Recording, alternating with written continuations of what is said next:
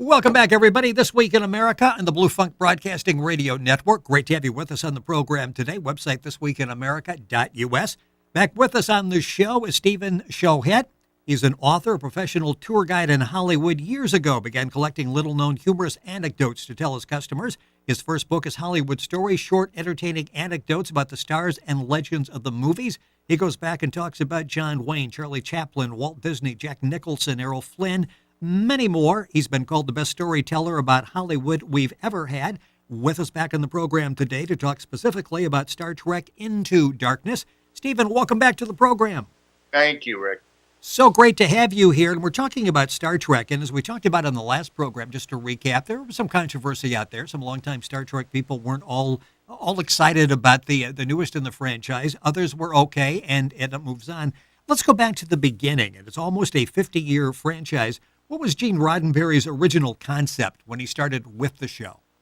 Well, he had made a TV show called The Lieutenant, which had Nichelle Nichols and also Leonard Nimoy on it. And it was you canceled after a year, and he felt that he couldn't go all the way with some of the statements he wanted to make story-wise because he would get blowback from the U.S. military.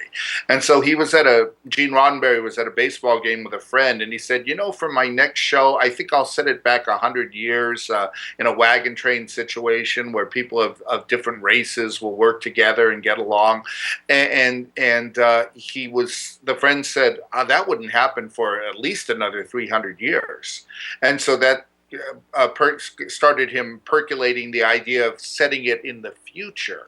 And if you call the military organization the Federation, then you can make your allegory type statements and not get blowback maybe from the Pentagon, not get any kind of censorship. And there were a lot of influences. There was the Robert Heinlein novel, Space Cadet. There was the movie Forbidden Planet starring Leslie Nielsen. There was Gulliver's Travels. At one point, they were going to call the captain of the Starship Enterprise Captain Gulliver. So, all these different things came into it. And of course, other people were involved too. But I think the biggest vision was to be able to free yourself up to make allegories to modern times without getting serious blowback from people who might potentially be able to, if not shut you down, certainly censor you. Interesting. Being a casual observer over the years, never really heard that story. That really puts things into a perspective. The kind of stories you will find in Stephen's book, Hollywood Stories, short, entertaining anecdotes about the stars and legends of the movies. And by the way, an award-winning book, won the 2012 Global eBook Award. It's an excellent read. It reads very quickly. It's very entertaining. Stephen Schochet, our guest on the program. Information at our website, thisweekinamerica.us, or go directly to Steve's at hollywoodstories.com.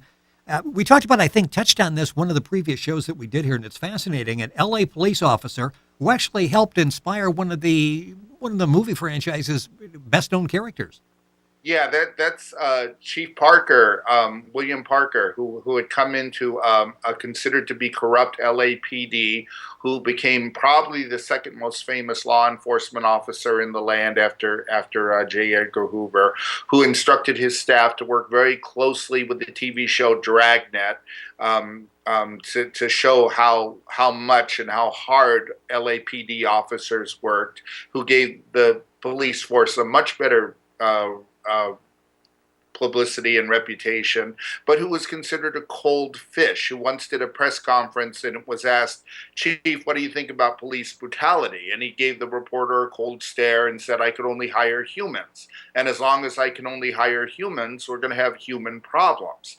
And Gene Roddenberry served under Chief Parker. And when Gene Roddenberry left the force in 1956, and 10 years later he created Star Trek, Chief Parker was a big influence on the personality of Mr. Spock.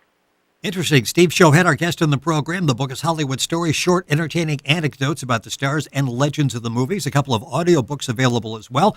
All that information at Steve's website, very easy to remember, hollywoodstories.com. Link onto our website, thisweekinamerica.us, and get more information as well.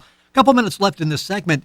A fascinating story in there about Lucille Ball and her perception of what Star Wars was all, or Star Trek was all about. Right. Lucy, in 1965, she kept asking her staff, "What about that show about the South Seas, the troops being entertained in the South Pacific by people like Bob Hope, the USO thing? When are we going to do that?" And the staff was like, "Huh? What?" And finally, one day, she said, "Star Trek." And the staff explained to her, "Lucy, no, it's about a spaceship that will travel from planet to planet. We don't think we should do it because it's not going to have a static set like I Love Lucy. We're going to have to build a new planet every week, and we think we're going to lose 65,000 an episode."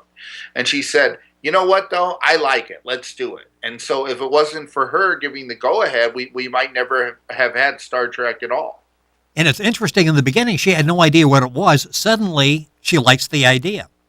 Yeah, that's how she kind of conducted business. And the real interesting thing was that the stockholders gave her tremendous blowback for her business style, and finally she decided to get out of the business and sell Desi Lou. And she had a big fan, the head of Gulf Western Paramount Studios, Charles Bluthorn, who really wanted to be in business with her and buy Desi Lou. And a few months after they made the sale, Bluthorn called up Lucille Ball on the phone, and he said, "Well, what did you do to me here? What did you sell me here? This Star Trek and Mission Impossible, they're bleeding me dry." And at that point, I don't think he could have anticipated that they would be lasting franchises for the Paramount Corporation. No, I'm going to say both of those certainly to this day play well. And in fact, as you're watching, you're thinking, wow, these were really well produced, really good stories, really powerful television. Of course, I'm old, so I revert back to those, and I like those programs anyway, but that's exactly the case. Unfortunately, out of time. We're going to have Stephen back, one more segment talking about the new movie Star Trek Into the Darkness, some more stories, basically untold, unheard stories out there. Many more in Steve's book, Hollywood Stories, short, entertaining anecdotes about the stars and legends of the movies, an award-winning book available at his website, hollywoodstories.com. Also available information at our website, thisweekinamerica.us. Steve, thank you very much. We'll talk to you on the program next week. You're listening to This Week in America and the Blue Funk Broadcasting Radio Network.